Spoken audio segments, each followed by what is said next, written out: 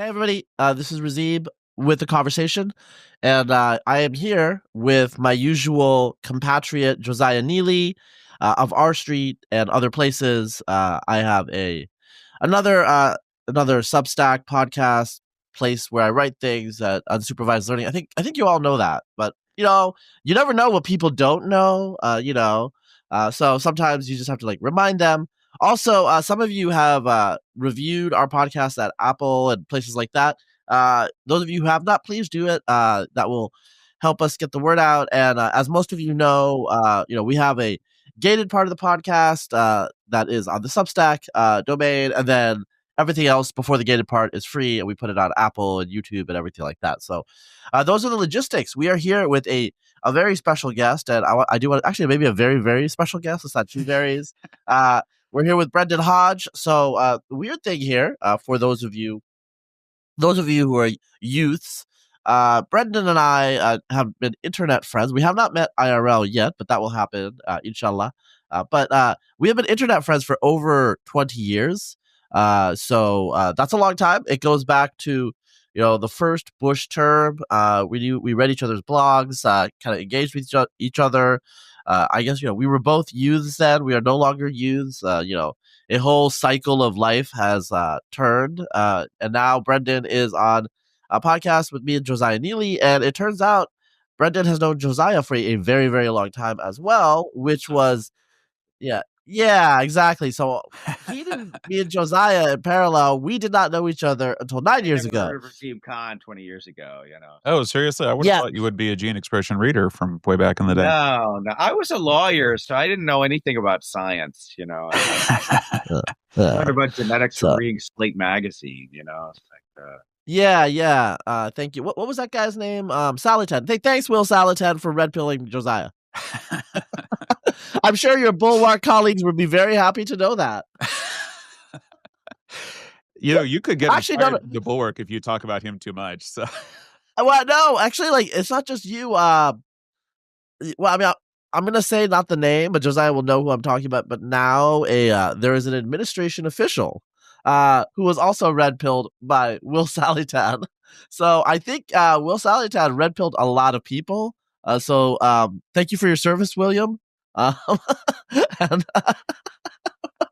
so I guess the point there is you never know where life takes you. So Brendan, we know each other, kind of the intersection of science and religion, that sort of stuff. You are Catholic, just like Josiah, and you are interested in science and all sorts of things. First, and I'm gonna, because you're really a Renaissance man, so I'm gonna mention a couple of things. First, you got your own podcast and Substack, which is Pricing Evolution, right?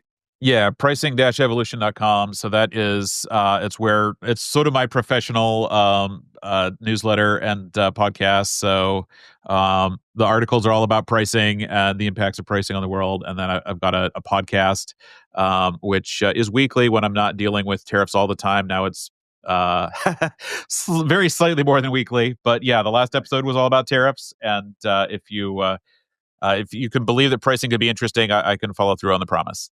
Okay, and then you're also a novelist. I know you did the World War I book? Did that ever come out, or is that just That is still my long slug project. I guess I need to be like Ross Douthat and just put it on Substack or something. I don't know, but yeah. So I did have a novel called If You Can Get It. Came out from Ignatius Press, so at real though very small publisher. And that came out in 2020, available on Amazon and all other places where good books are sold. And it's kind of a comedy set in the business and Silicon Valley world. Okay. And then the other blogs and other stuff, I don't think that's for money. So, I mean, if you want to promote them, you can, but you're yeah. To be honest, my other things are moderately dormant. I do still post a few times a month at Darwin Catholic, which is how Razib and I first met 20 years ago, back when he was on science blogs. And as a Catholic interested in science, that was he was my favorite atheist science blogger. Yeah, I remember you specifically said that like phrase. I mean, a little bit easier to get along with than PZ Myers, and I feel like your subsequent careers have sort of underlined maybe like more stable and intellectual as well. Right. Well, yeah, I mean, PZ's still doing the same thing, right? He went like super yeah. DEI and stuff, didn't he? And they all did. They all did. Wait, did No, he commit not suicide Jerry. because he's white male? No, Jerry Coyne did not. Yeah. Jerry Coyne did not. Jerry Coyne did not. Jerry's a dinosaur. He's a paleo liberal. I had drinks with Jerry Coyne in Chicago a couple of years ago. He's a good guy. He's funny. He seems Yeah, there was that whole sort of new atheist split there, and it seemed like most people went the super woke route, and then a few sort of became strangely based. Colin Wright. They went the Colin Wright, which is like I predicted Colin's trajectory. I do have to say, I'm just gonna, like I've said this before. You know what really is annoying though? People that like they don't know my body of work. They're just like, oh, you used to be a new atheist, and I'm just like, I was never a fucking new atheist. I was always an atheist. You know, it's just like I've always been right wing. I've always been an atheist because some journalist recently was just like, your trajectory from being a liberal to a conservative. I'm like, what the fuck are you talking about? And I'm like, well, you wrote for the New York Times, and I was like, yeah, and I lost that gig because I wrote for Tacky Mag. Like, what? Yeah, they've been accusing you of being a Nazi for like 20 years now. So I feel like oh, okay. Like, actually, like, I will say, strange new respect area. No, so okay, I'm gonna mention this because I think it's funny. So at NatalCon, apparently the Antifas, there were 3 people. I got a call from Maddie Kearns of Free Press. She was like, so I was talking to the Antifa, and there's 3 people that they said were like problematic white nationalists that were speaking at NatalCon: Jack Prosobiec, Lomez, Jonathan Kieperman, and me. And she was like, "Do you have a comment on being a white nationalist?" I was like, I don't really know. It's like, I run a site called Brown Pundits. I don't know, man. I don't know. I don't really know what to say. You know, it's just like, it will be like, I don't know. It's like look at me. I don't, My people came down from the steps with horses. Taking over everything. Even white nationalism is brown now. It's like Indians are taking over white nationalism. That's a whole separate podcast, but that's a real thing, right? It's a real thing. Like, so many of these like white nationalist like Twitter accounts turn out to be guys in India that are just engagement farming. You know, they're taking the jobs of hardworking American white supremacists.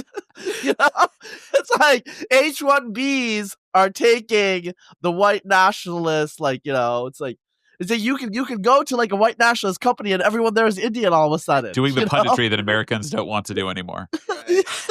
Well, Indians can make up for it in volume in terms of quantity, right?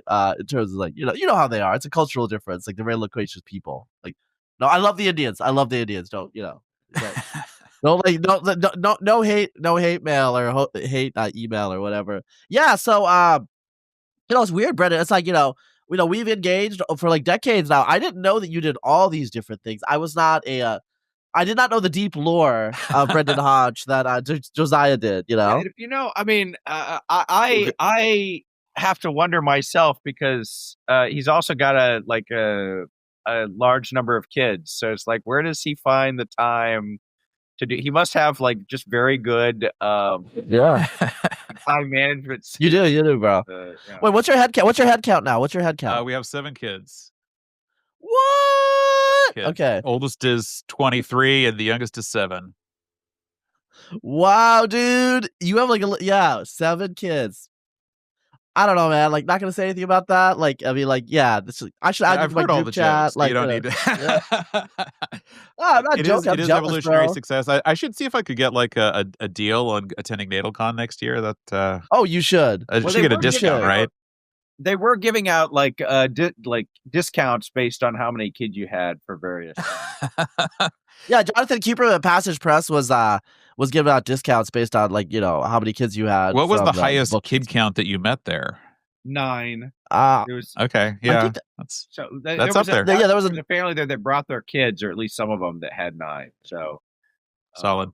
Yeah, I think there was. There was a pastor. I think he had 12. There was a pastor there that had 12.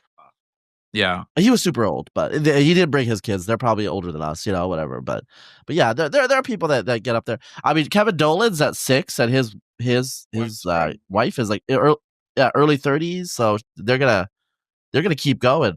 They're gonna keep going until it's just like not goatable, So yeah, no, God bless you, man. Like, I mean, it's like that's a big deal. I admire you. What you've done, all these different things you've done.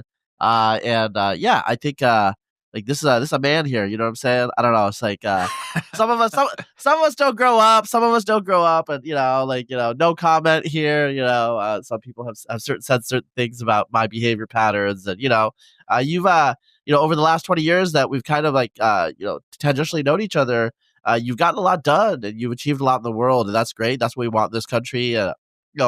Fewer talkers, more doers. I think Josiah and I, it's, some of the podcasts we've had, like, been a little negative right now, but it's because we think this country can do great things. American people can do great things, and we just need to unleash. Okay, just from the perspective, like from a conservative perspective, it's like, why do we want deregulation? Why do we want the free market? We just want to unleash the talents of our people, and that's what I'm worried about. I don't like hate America. I'm not a globalist, whatever.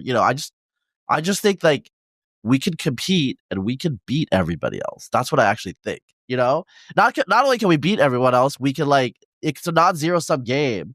We can like cooperate. We can just do all these great things. Like, I'm not like being paid by AEI or Cato, but like this used to be mainstream thinking among our set. It's just like it's starting to give me a little angst because we already have a party that's about regulating and kind of like restricting let's just say the energies of our people in some ways because they want to channel growth, smart growth. I like I'm just like grow, just like grow because you don't know what's smart because you don't know what the future holds. You know what I'm saying? I would say you have 7 kids, Brendan. You don't know like what your kids are going to turn out like, but like it's great, right? It's like you got to do what you got to do. Yeah, no, it is. The wildest thing is you have kids transitioning into adulthood. There is just realizing, especially like as they hit their teens and into adulthood, that it's not just that they're not carbon copies of you or your wife or mix of the two. It's like it is this complete scatter. And I mean, dude, this is why we want America to continue to be great and be full of opportunity and flexibility to do things is because, I mean, I want my kids to have cool jobs. I want them to own houses. I want them to run businesses. That's what I'm trying to say. And, over the last a week, there's been in these United States, there's been a lot of, I don't know what to say. There's been a lot of turmoil in the markets, turmoil in economic policy and tariffs. Josiah and I talked about tariffs last week. It was a very popular episode, actually. I think, candidly, people appreciate it. We just said what we thought instead of trying to make an argument based on an outcome that we want. Like, oh, there's like a secret plan. Trust the secret plan. Trust the secret plan. I don't know. I mean, I guess I remember, I'll just tell you guys, Monday night, I came home from hanging out with some friends and I was going to like do some work and I was just doom scrolling. And yeah, I was like, you finally did it, retards. I mean, it's just like, I don't know. I mean, I just like, wait, is this okay, so I saw, I'm not, yeah. You finally, because I was watching the T-bills, the interest rates were going up on the treasuries, right? And before we like jump into it, I guess my understanding is basically the treasuries, these treasury bills, these bonds, they're basically showing the confidence that the markets have in your country. So if you have to pay out a higher interest rate, that's expensive for you. So you're borrowing, right? As people are like buying these bonds. And if you have a low interest rate, that means that they think you're such a good investment that you don't have to pay them that much money to borrow the money. When the interest rates spike up, that means that you're a bigger risk. And in the 1990s, back in our youth, interest rates had gotten high enough that it was causing problems with our debt service. I believe the budget deficit during for the first Clinton administration.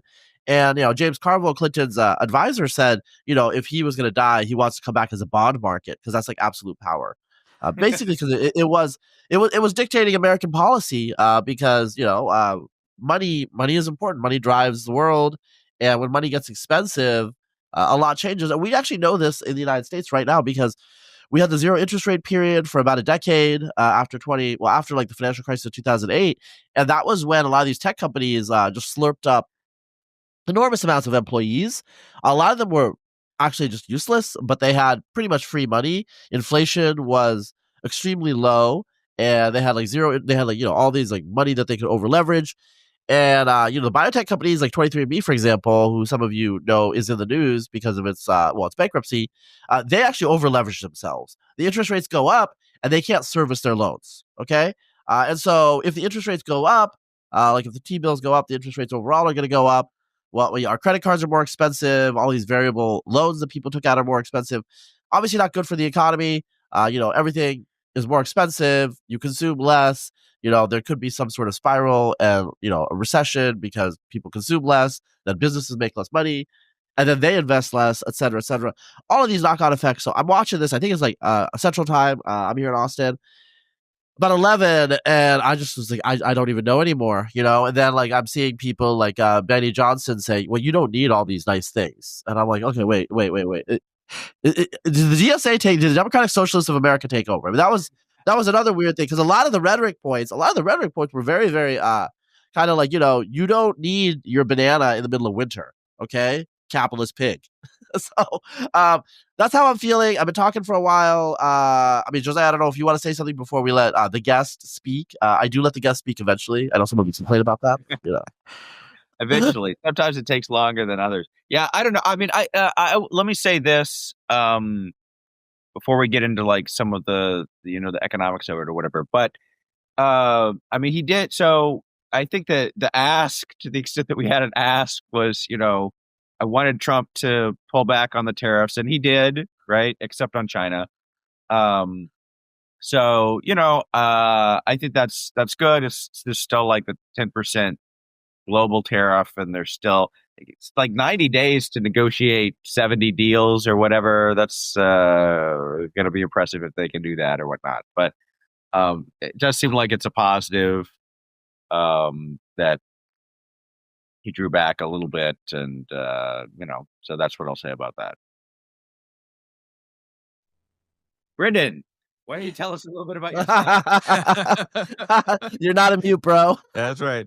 Well, so I in addition to knowing you two from different sources, I guess for many years, what I edged into around the time that I'd first met Razib was I got into doing pricing.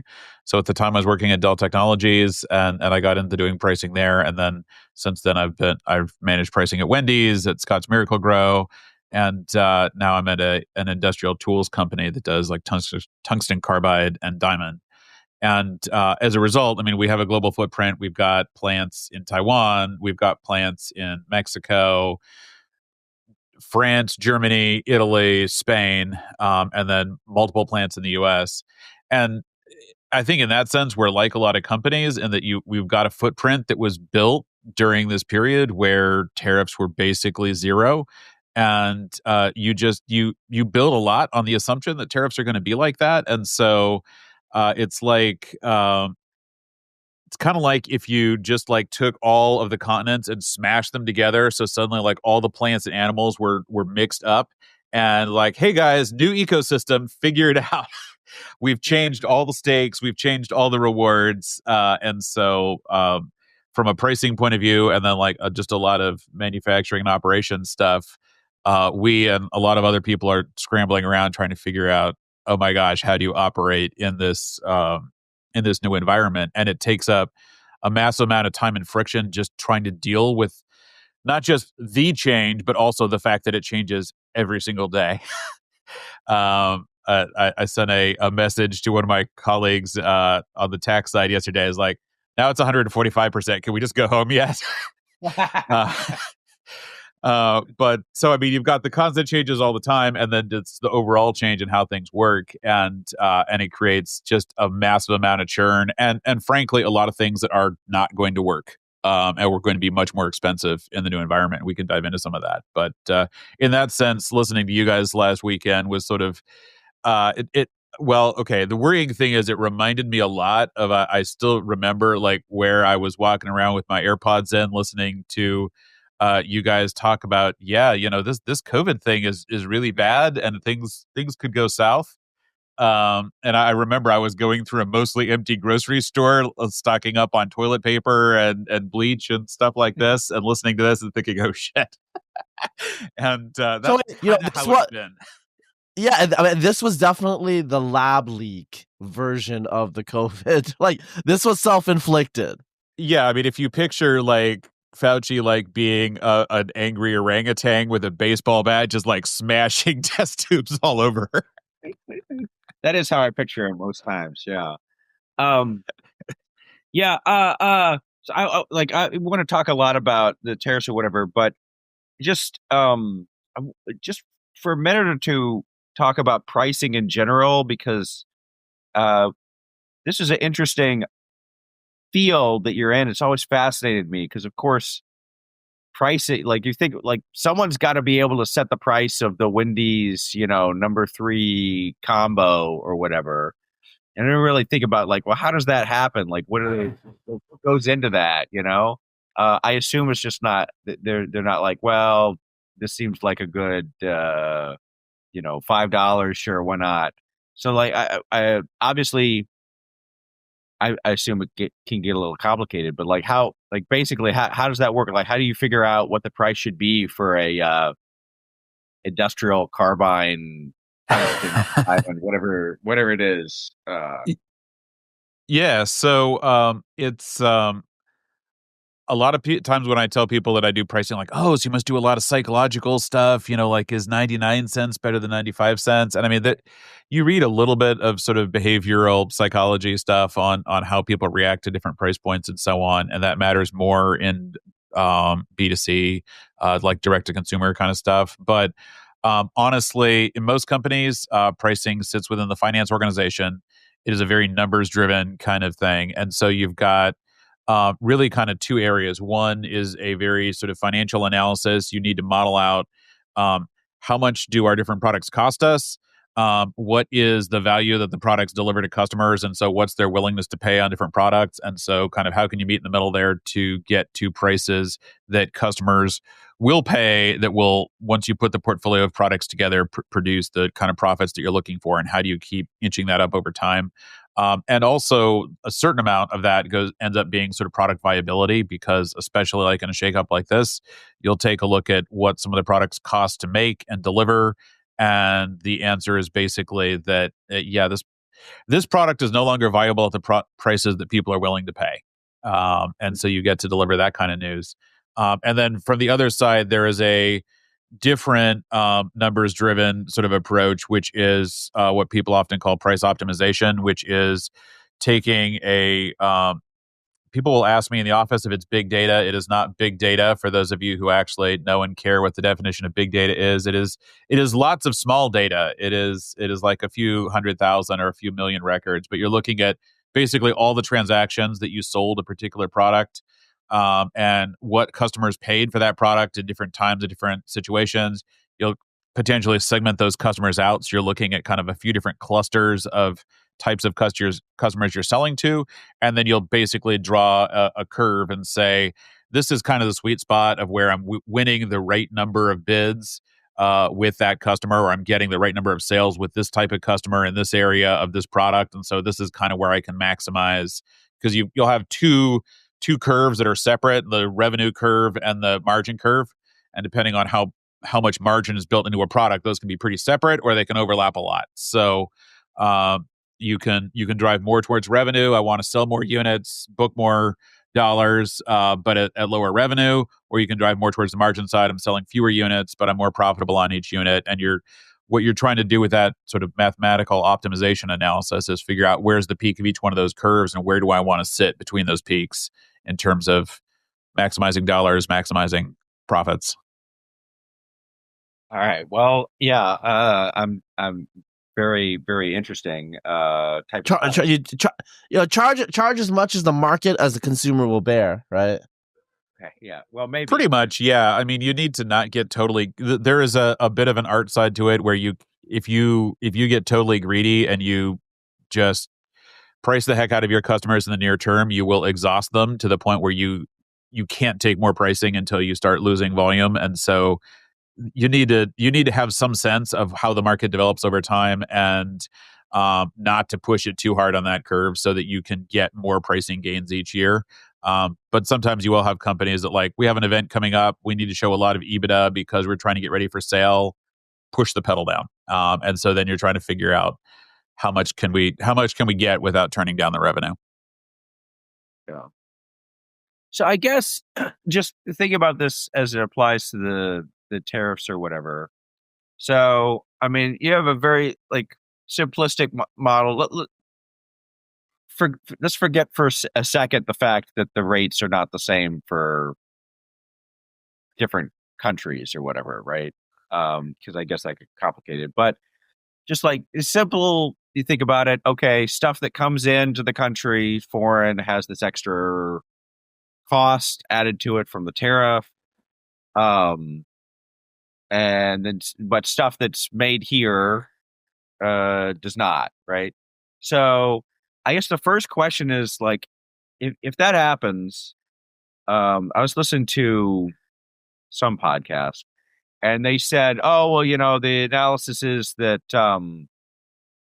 if you had a 10% tariff, 40% would be dealt with the currency appreciation, and 40% would be paid for by the importer, and 20% would go on to the consumer. Like, what? Like, how does that work in terms of like? I care about like what I have to pay. Yeah. I'm like, it's fine. It's I feel for the businessman or whatever, right? But what I most care about is like what I have to pay, like what gets passed on to me. So is that like something where it's just like, okay, if it's a 10% tariff, you got to pass on the 10%, or can you not pass on the 10%, or like you don't have to pass on the 10% because someone else is paying it in China? Like how does that work? Yeah, no, it's a good question, and we don't we don't 100% know yet, which is why a lot of us are very busy, because people are trying to figure out those trade-offs. Because within any business, you'll have a series of businesses that touch a product as it goes from where it's made to an American consumer. And within any one of those chains, you've got people who have different incentives and like have a pain point that they're going to hit where they will not accept any more pain, will pass on price instead. So the trade-offs are, everyone is worried if they increase the price, they will not sell as many units. And that gets bad because you have a lot of costs even if you don't sell anything. I mean, until you like liquidate the company and shut it entirely down. So like when I was at Wendy's, we would joke about, hey, this whole thing would be so much simpler if we could just sell one $5,000 hamburger each day and then be done. Because we wouldn't have to have the shift workers around all the time. We wouldn't have to deal with all this food coming through. Just like the one customer comes through, they buy their $5,000 hamburger, like you're good for the day. The downside of that, obviously, is there are not many people who want $5,000 hamburgers from Wendy's. But you would still, if you picture this example of the $5,000 burger joint, you still have your burger joint. You do need to be there and be ready to serve out that one hamburger. So you've got a bunch of fixed costs even in that situation. So like for us, we're running plants where we crank out, like grab one example. We sell carbide rods, which is one of our more standardized products, and picture a drill bit that does not yet have the fluting in it. Okay. So we sell that to a tool maker, which will then cut the fluting into it and turn it into a metal cutting drill bit or end mill, which they'll use for cutting aircraft aluminum, sheet steel, titanium. Like it's used for cutting metal specifically. It's a higher end product than like the tungsten carbide drill bit you'd buy at Lowe's. So we're selling that product. If our volume going through the plant goes down by 20%, so we're selling fewer rods, Yeah, we can shorten people's shifts a little bit, but a lot of it is people stand around more. The plant just becomes less efficient. So our costs are basically the same. Yeah. The only thing we're buying less of is the metal that goes into the rods. So at that point, you're willing to take a certain amount of pain in order to sell the same amount of stuff because you have all these fixed costs that you're going to pay no matter what. And then you have your variable cost, which is the actual rods cranking through the factory, which you buy tungsten carbide powder, you press it, you furnace it, you send it out. So uh, so you have companies that are on the one hand they're trying not to pass on price because they want to keep their volumes up and cover fixed costs. On the flip side, if it gets painful enough, they have to increase their price somewhat, and so they'll increase their price, and then the next person down the path. So like we sell it to a tool maker who's going to put that metal fluting in and then sell it to like Boeing or Ford, where it's going to be used in a plant to actually drill holes or cut sheet metal. So that tool maker is going to decide, okay, the product that I used to buy for $15 is now $16. I'm going to now add fluting to it and sell it for $30. Should I price it up to $32? Should I not? So they're going to have to make a decision before they then pass it on to the next step, and then Boeing is going to decide, like, do I buy it or not? In that sort of chain, it could be that everyone's going to decide to become a little bit less profitable, or it could be that they're going to decide to pass it on when it's pretty small.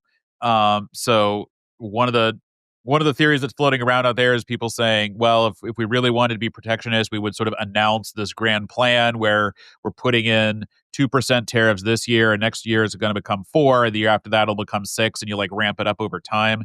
That both starts out with small amounts that people can pay, but it also lets them know that it's going to get worse over time, and so it gives them time to try to shift how they're manufacturing things and do what you want them to do with that incentive push to do more of your work within the U.S. and not be bringing in parts as much.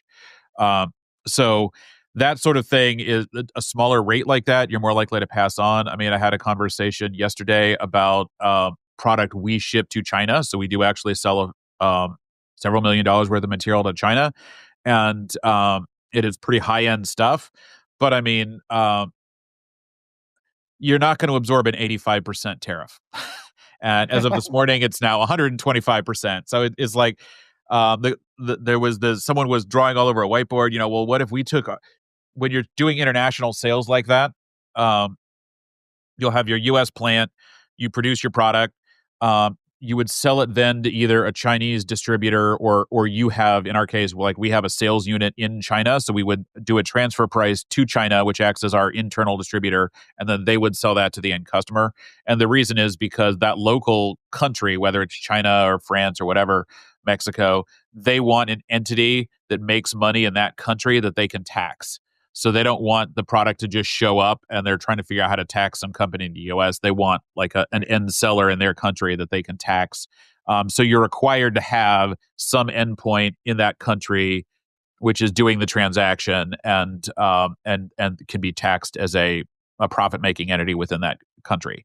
So when someone was drawing like all of this sort of crazy accountant math all over the whiteboard, well, if we took the transfer price down to this and then the tariff would only be this, and we could and it was like, guys, it's 85%. Either they can't live without it, in which case they will pay 185% of the original price, or they can live without it, in which case we're not making the sale. So like there's no reason why we should cut our profits by 50% on this product because we're either selling it or we're not. So just pass it all through. And I think there is we've seen like Walmart and Amazon are saying, like Amazon said they've been stockpiling a bunch of products so they can continue to sell cheap as long as possible. We saw like the airplanes of iPhones coming in to beat the tariff. Walmart has said that they're going to try to hold the line on prices, but I mean, when we're talking 100+% tariffs going back and forth with China, it's very hard to absorb. And honestly, even the 10% that still remains, like as a company that's like split 50-50, Europe and North America's, if you have a lot of product lines that are only making 10 to probably like 20 to 30% overall profit when you look at like the different units that are booking their profits, you're not going to take 10% out of that. You'd be cutting your profits by 50% overall as a company, and no one's going to sustain that well. So yeah, prices have to go up to some extent, and it's just going to be a matter of how much. Okay. And in terms of timing, so we got this pause now for some of it, but also people have inventory that they already purchased, pre-tariff. Like, when do the prices go up? If you're, I was thinking about this. It's like, if you're considering like, I might need to buy a car in the next year, say, right? Yeah. And I don't particularly want to buy a car right now, but they're already pretty expensive. But it's like, well, if I wait 6 months to buy the car or 9 months to buy the car, is that going to really affect the price? Whereas now, even though the tariffs are announced, they're in place or whatever, the prices are not going to go up yet, right? Or a washing machine or whatever it is, a tungsten, drill. Yeah. Like what? Like, yeah, like I've been getting texts from the place where I bought a dishwasher 6 months ago saying, "Hey, our prices are not up yet. We will sell all current inventory at existing prices. Come in right, now." So they're yeah. trying to make some sort of lemonade there. Um, uh, so this is the tough thing: is no one knows. Yeah. Especially because this stuff has been so on and off. I mean, um, we at the company I work for now have come up with mechanisms where we will pass on a tariff surcharge in cases where we have a tariff applied to us, and so we will try to keep that as low as we can because we're trying not to burn our customers, but we will try to cover most of our costs there. But I mean, honestly, one of the things that's been crazy is because this started for us back, with the original Mexico and Canada. We have a plant in Mexico that we own, but we're making a bunch of product there. So we'll do some work in Michigan, ship product down to Mexico, do more work on it, ship it back to Ohio, do more work on it, sell it to the customer. And when you cross the border coming back from Mexico right now, for some brief periods, if you cross the border coming in from Mexico, you were going to get charged. Now, right now, that's turned off on most kind of industrial kind of products. I mean, like, we have some stuff that goes into the auto industry and so on like that. And there's this list of products which are not currently affected in Mexico, which honestly is a lot of the stuff that's going back and forth. So right now we're not, but there were brief periods where that was turned on. For stuff coming in from China, that's turned on, and we will be having to turn that on for some stuff coming in from Europe.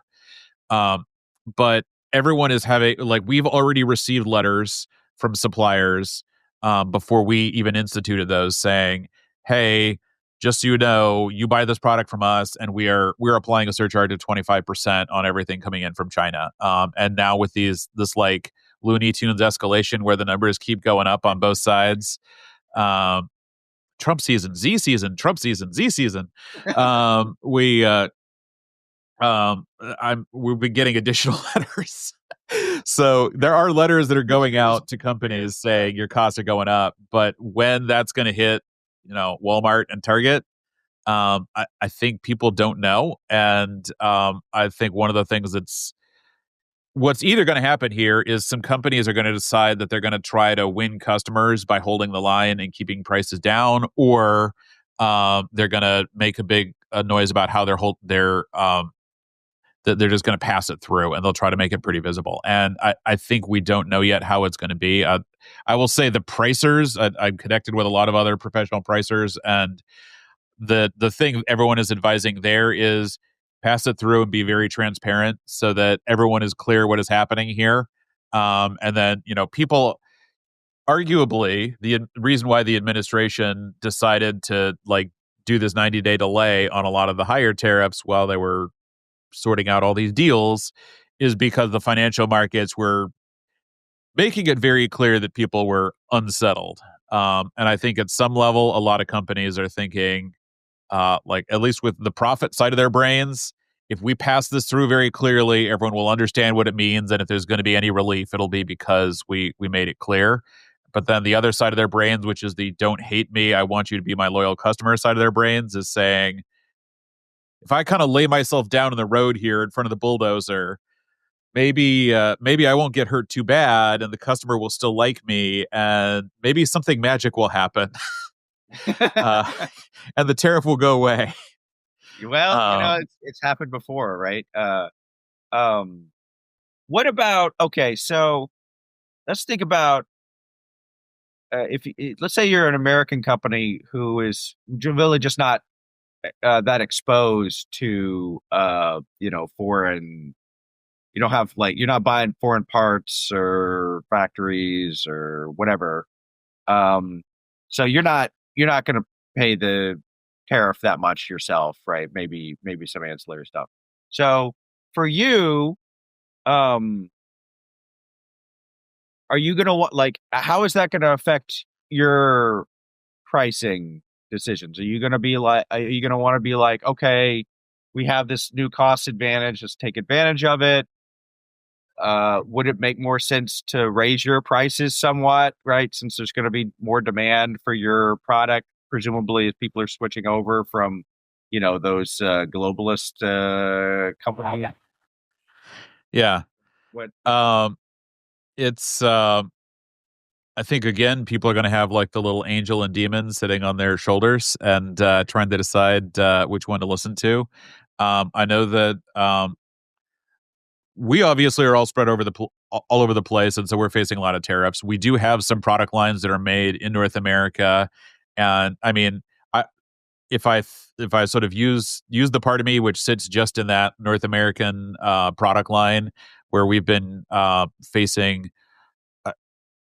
I think it is important to underline there's a reason why people are really pissed off about Chinese competition, because if you've been making any kind of consumer product, durable product, machine product in the US, or really anywhere else in the world than China over the last 10, 20 years, they are constantly selling things at really low prices. And it seems pretty clear that there is a strategy of take market share by selling things at below cost in order to it's not just that they have lower labor costs, which they do, and lower environmental regulations, which they do. There are products that, I mean, frankly, we buy from China where my supply chain guys tell me, I think all our price is paying for is the shipping from the plant to the port. Like they're basically giving us product for transportation fees in order to gain market share. And so, I mean, there's a reason why people are pissed off about that kind of behavior. And so if you suddenly see, like we did on one of our product lines that's all North America, and we did sort of an analysis of what's going to happen with all the other prices. And it's like, this is great. The Chinese competition is now going to be the most expensive. The European competition is now going to be more expensive than us. We used to be the most expensive in the market, and we're now going to be the cheapest. This is awesome. And so at that point, like you've got like one shoulder angel is saying, call up all the customers, tell them that we're your friend, sell them everything. We can just crank it out like crazy. And then shoulder devil is saying, there's a maximum capacity to our plant. So it wouldn't hurt if we took like a 3 to 5% price increase, just because we probably can't handle all the demand anyways. So we might as well just take a little bit of profit. So I think companies are going to be listening to those two different characters there and trying to decide whether they should. Do you just go out there and try to gain all the market share? Do you take your prices up a bit? The risk that they will face, and I mean, this is going to sound incredibly jerky, but like think back to COVID. Okay, so during COVID, there was this push of we discovered. We are not first in line for Chinese PPE, personal protective equipment. So if you want masks, China will sell themselves masks before they sell us masks. And so there was a point there where people were posting videos of like old ladies sewing cloth masks for doctors to wear in hospitals because we weren't getting enough masks. And so there were some companies that made a big deal about, hey, we are setting up mask making here in the US. We're going to sell US-based masks. And they sold a bunch for about a year, briefly during the period where you couldn't get them from elsewhere. Then a little bit for the period where it was like, yeah, but we got to have some American supply because we got to have supply security. And what if China goes away again? and then those companies went out of business because people stopped buying from them. And so there is a lesson there that if you have a footprint where you know that you are going to be more expensive than foreign competition, unless like the problem with all this is like it is still possible for Trump to go out of office, for the control of Congress to change and Congress to vote to overrule the tariffs, et cetera. So like all this stuff could change.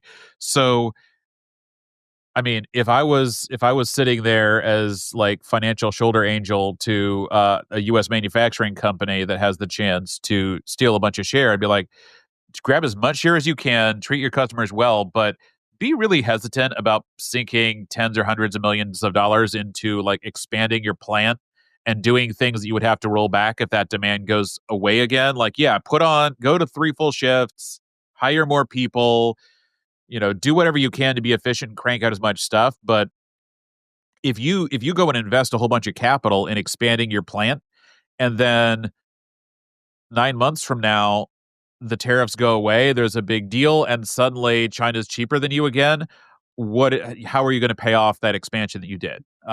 So Yeah. this is where there's really not a way to artificially create like this, like the whole post World War II era where everyone felt like they could rely on the fact that tariffs were basically low and that you could operate in this environment where you could put manufacturing different. People made a lot of bets based on that. And now we've kind of shaken up the terrarium and everything is in a different place.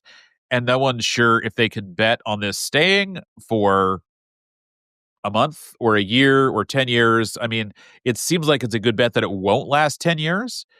So you're not going to make the 10-year bet on investing a whole bunch of money in order to do things domestically that don't make sense domestically. So I think you're going to see, if you are well positioned to benefit from this, I mean, like bonuses are going to be awesome this year.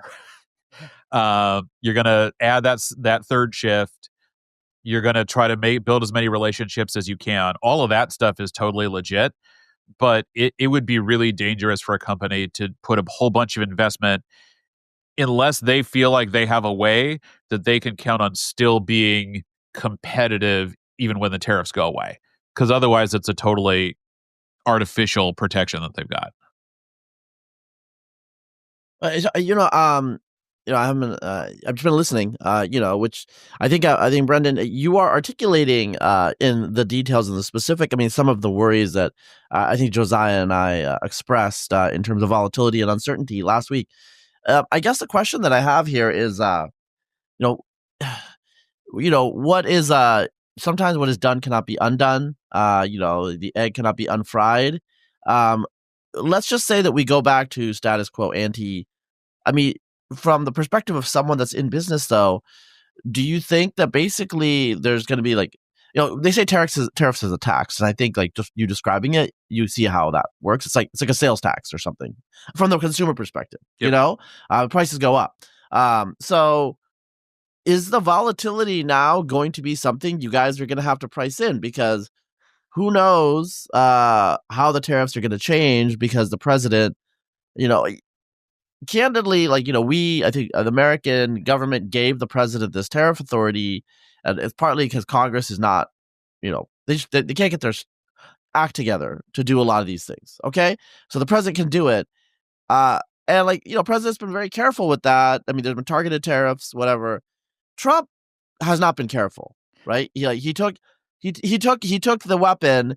And he just like started doing like Conan the Barbarian, sword moves in public, and people are getting cut and running away. And at this point, like I don't know if I was a business person. I work I work in the private sector. I don't work in a nonprofit, or anything like that. We don't have too many issues right now, mostly because like we're not like capital intensive hard materials. We're not big supply chains. We're digital, right? But still, now it's just something you always have to think about. Like, what's gonna happen now? And the issue is like, let's assume that some of these MAGA people, they want autarky. They want autarky now. But like, what if Democrat gets elected in 2028 and decides to go totally free trade, and then you built this factory assuming Americans, it's just like either way you're taking a risk, right? Yeah, and I mean, I think the sense in which you can't put the genie back in the bottle is, it's just going.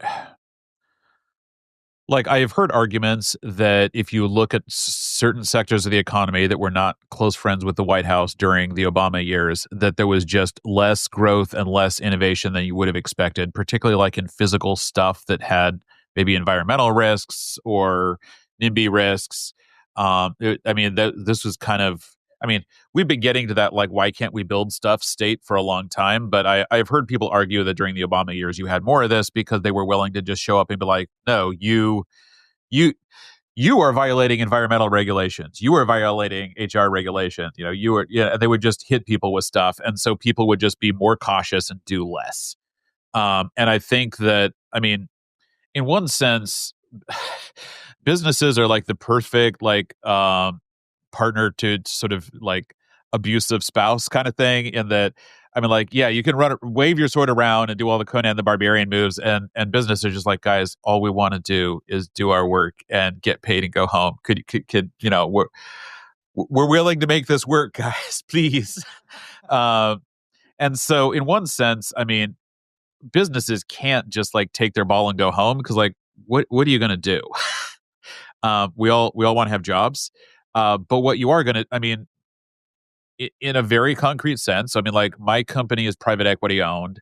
And one of the things that helps a lot of mid-market to smaller, sort of small, not like mom and pop, but, local businesses, is you get these rounds of, like, you'll have some like local active investors, and then you'll move into like a small private equity fund and a larger private equity fund, and all these different things where companies will invest in a company on the theory that they can grow it.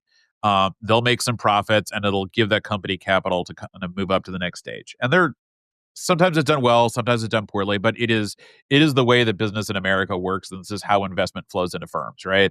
Especially if you're not like in this sort of VC angel funding cycle of like companies that could go from 0 to 2 billion within a couple of years. For like your middle of America kind of businesses, your private equity and local active investors are your world, not like VCs and angel investors. And what this does is, I mean, the company is still going to function. It's still going to make money. Yes, everyone will adapt, but everything is going to be like, of all like product launches, expansion into new regions, a lot of stuff that was in our plan for this year is happening way slower than it would have if a whole lot of product managers and sales managers and finance managers were not spending half their time just figuring out what the heck to do about tariffs. And so everything is happening slower, and it's going to be a less profitable year with less revenue and lower profits and lower bonuses. And what that means for a company like this is that it's going to be longer until it gets sold. It's going to be longer until the private equity company makes their money, till the people working there get their bonuses. We like our bonuses, till it expands and employs more people and does more stuff. And so I think that the broader effect, like beyond, like if we went back to zero tariffs right now, what you would see is there would still be a lot of companies out there, like they would keep doing their thing. They would be glad to put their prices back and just go back to doing their thing. But everyone is going to be that much more cautious, both in the US and overseas, about investing in the status quo when they see that the status quo can be disrupted so easily. And so I think you see, like, everyone got super excited the first couple months there. So like between the election in November and like February, there was this period of like, hey, environmental regulations are backing off. We're not going to funnel as much money into DEI. Like, all of this stuff is going to get easier. Like, the business of America could be business again. And the stock market went up, investments were going up. People were pretty optimistic about where things might be going. And then this like, oh crap, they might suddenly tax the heck out of us every time we cross a border. Everyone's going to be like hunkered down. And so it might, in one perverse way, it might actually like flip we've already seen this realignment of college educated professional class being more aligned with the Democrats, and working class sort of multi-ethnic working class party being more aligned with Republicans. Um, there could be a bizarre world in which, next time a Democrat gets elected, the stock market shoots up and all the businesses are excited. I don't know. Or maybe it's just like, now there's not a good thing because now we're deciding between the people who might tariff us and the people who might force us to put in DEI committees and hold lots of sessions on how our feelings are today. So like either way, it's like dead weight loss for a business, and we would rather just be selling stuff.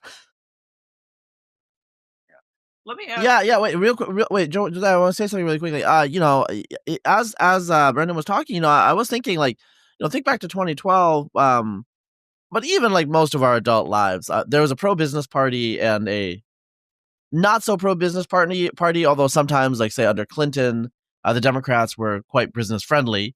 But the Republicans are definitely the pro-business party, or were.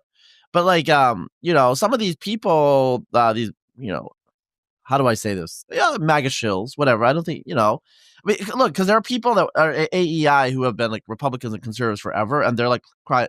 They haven't changed. They're crying bloody murder.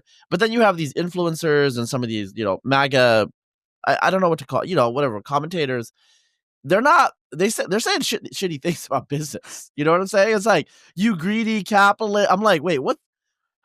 I'm like, I'm kind of starting to get stressed out because it's like easy to scapegoat business. You know what I'm saying? Yeah. It's easy to scapegoat rich people, And like, let me just say this. I tweeted that rich people are good. It's good to have rich people. Because when your society has rich people, that means your society is rich. I'm not going all trickle down, but like they spend, they invest, they do things. It's like it's the libs, it's Democrats or the socialists that are like, there should be no billionaires, Like they say that, and that freaks me out because we know where that went in the 20th century. But now, like the MAGAs, like, people are like, some of them are like, you don't need your nice consumer goods, we want to go back to work. They used to say Republicans want to live in the 1950s and Democrats want to work in the 1950s. But now Republicans want to work in the 1950s again too. And I'm like, I don't know. I just gotta put that out there. I'm getting weird, like just vibes from that. Yeah, it was like a throwback when they had those what were they, the hands-off protests last weekend, and I saw a picture of someone had set up one of these guillotines with like, kill the billionaires. And I was like, wow, this is a throwback because I feel like we've been getting a lot of like, who cares about big business stuff from MAGA, and that is not what I would have ever expected from the right.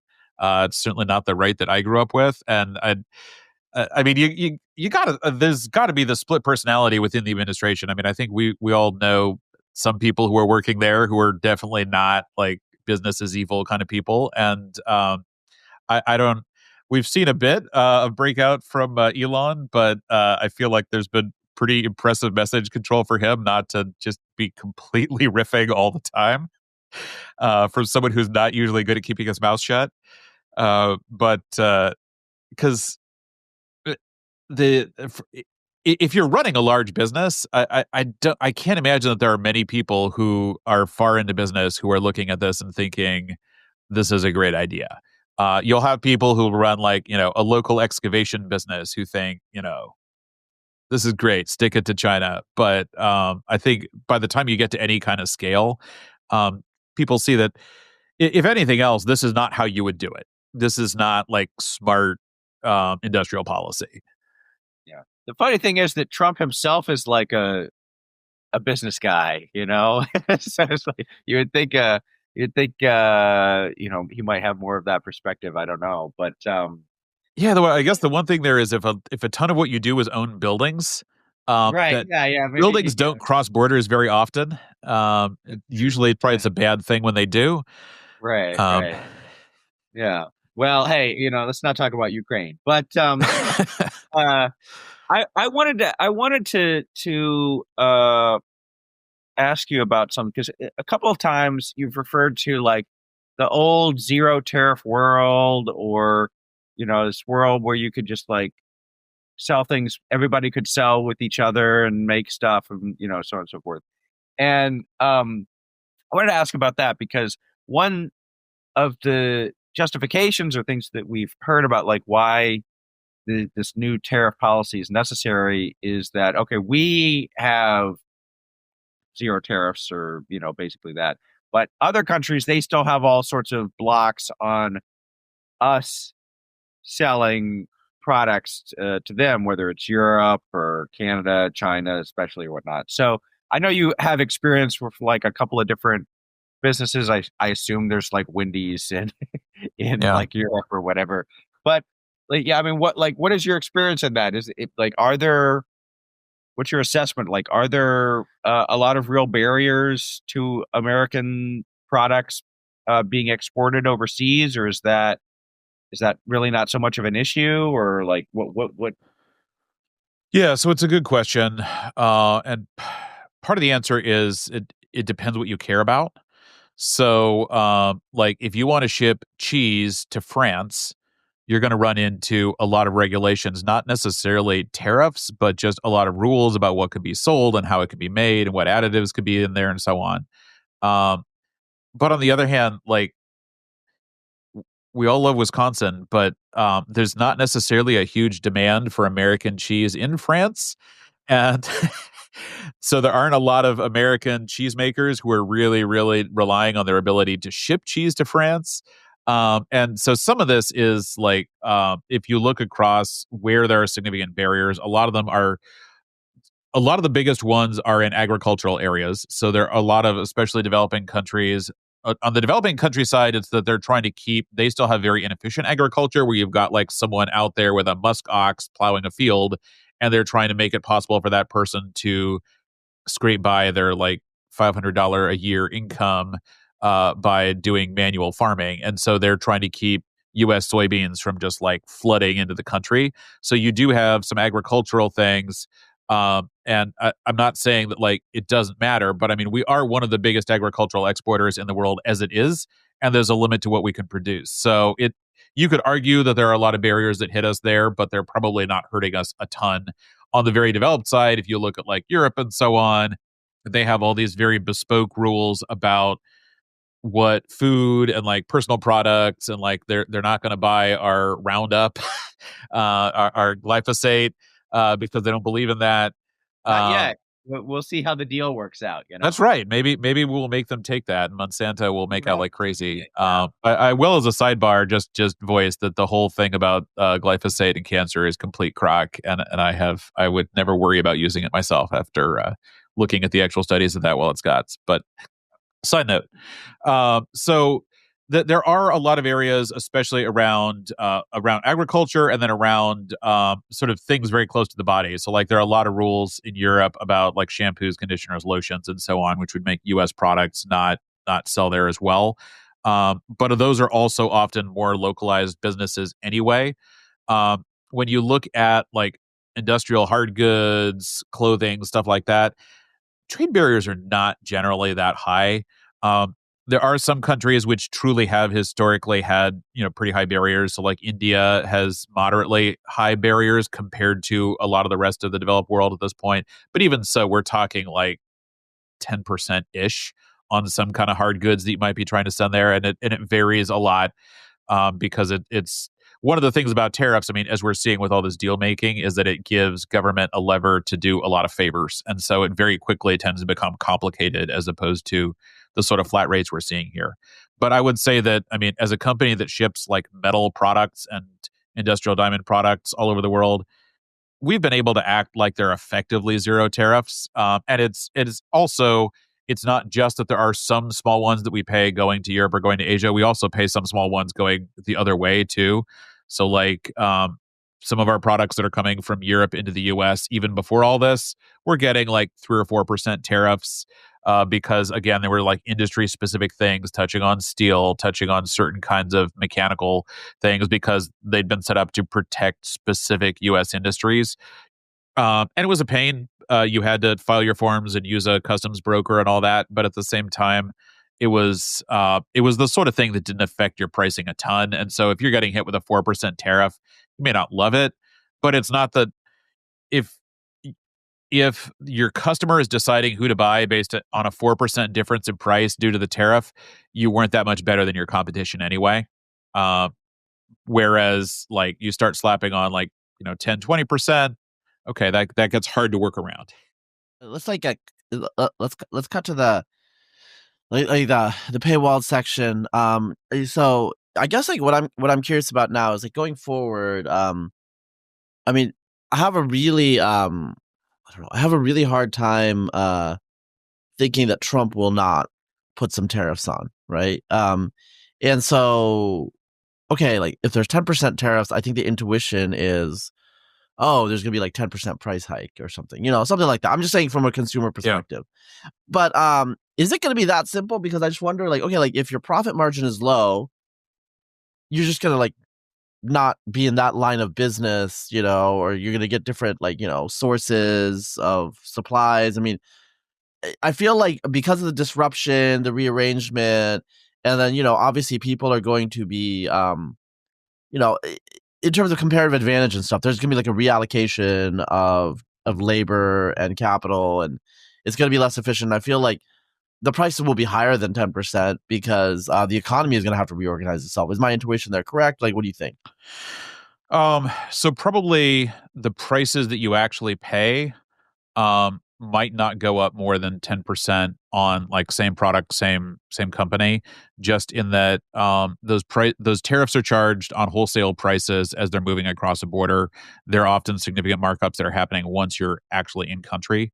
So in a lot of cases, you may not see like your prices um, at the grocery store, at the hardware store going up by a full 10%. At the same time, I think what we will also see is an overall drag on the economy because there's going to be all this shakeout of companies that are not making as much money as they did before, companies that are not selling as much as they did before, just changes in who's doing well and who's doing not. And so there's going to be like a dip there where everything kind of resets.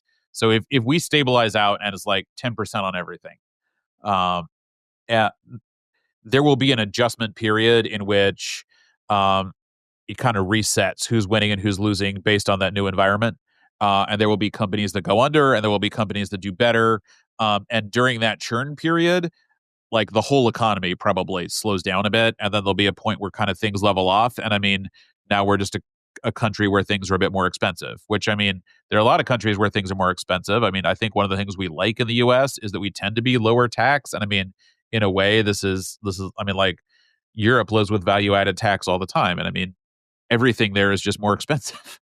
Um, so, I think the retail prices are not the only thing you're going to see here, or maybe a thing that people think about. But I mean, the thing is, you're going to see like unemployment rate and company growth and like overall stock market and so on. You could basically have a couple years here where people are resetting until things kind of level off at the new status quo.